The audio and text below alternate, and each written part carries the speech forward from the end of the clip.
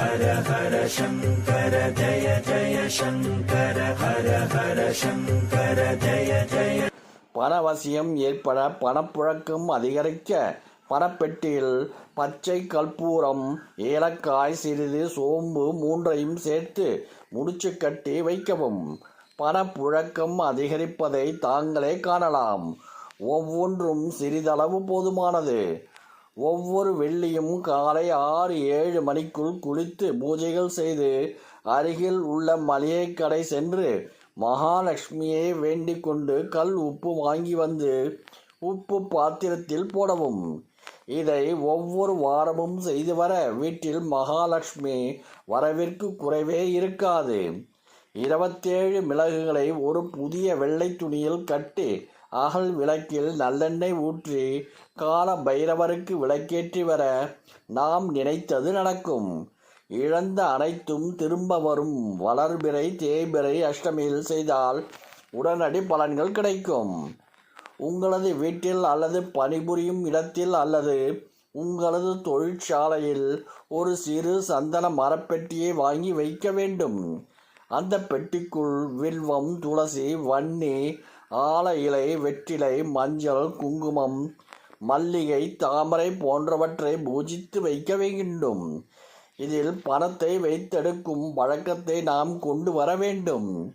வெள்ளிக்கிழமையில் வாரம் அல்லது மாதம் ஒரு வெள்ளிக்கிழமை முழுக்கவும் நாம் சம்பாதிக்கும் பணத்தை வைத்திருக்க வேண்டும்.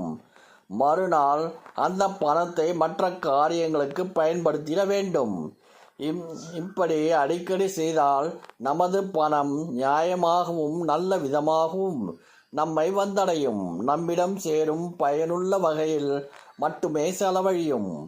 நடுத்தர மற்றும் பாமர குடும்பத்தை சேர்ந்தவர்கள் இதனை மரப்பெட்டிக்கு பதிலாக கருப்பு புள்ளி இல்லாத புது மண் பானை, சுரை குடுவை, தேக்கு மரப்பெட்டி இவற்றில் ஏதாவது ஒன்றை வாங்கி மேற்கூறியவாறு பயன்படுத்தலாம்.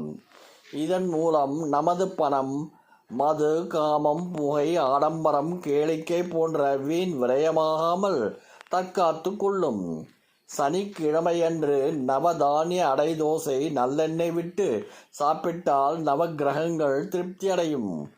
இதனால் அஷ்டம சனி, கண்ட சனி, ஏழரை சனி முதலியவற்றின் தாக்கம் குறையும். தினமும் ஏதாவது மந்திர ஜபம் செய்துவிட்டு நமது தினசரி கடமைகளை துவங்க வேண்டும். இப்படி மந்திர ஜபம் முடிந்தவுடனே ஒரு டம்ளர் இளநீர் அருந்தினால் நாம் ஜபித்த மந்திர அலைகள் நம் உடலுக்குள்ளேயே இருக்கும். தேங்காய் தொடர்ந்து உண்டால் தாது விளையும், ஈரலுக்கு வலிமை கொடுக்கும், குடலிலும் வாயிலும் உள்ள புண்கள் ஆறும். நம் கர்மாவை மாற்றக்கூடிய சக்தி அன்னதானத்துக்கு உண்டு. வீடு வாசல் இல்லாத அனாதைகளுக்கு அன்னதானம் செய்வதே நிஜமான அன்னதானம் ஆகும். வீடு மற்றும் தொழிற்சாலைகளில் மற்றவர்கள் விட்ட பெருமூச்சு நீங்க வேண்டுமானால் சாம்பிராணி புகை அல்லது 60 வகை மூலிகை சேர்க்கையால் செய்யப்பட்ட மூலிகை புகை போடுவது நல்லது. ஹர ஹர சங்கர ஜய ஜய சங்கர ஹர ஹர சங்கர ஜய ஜய.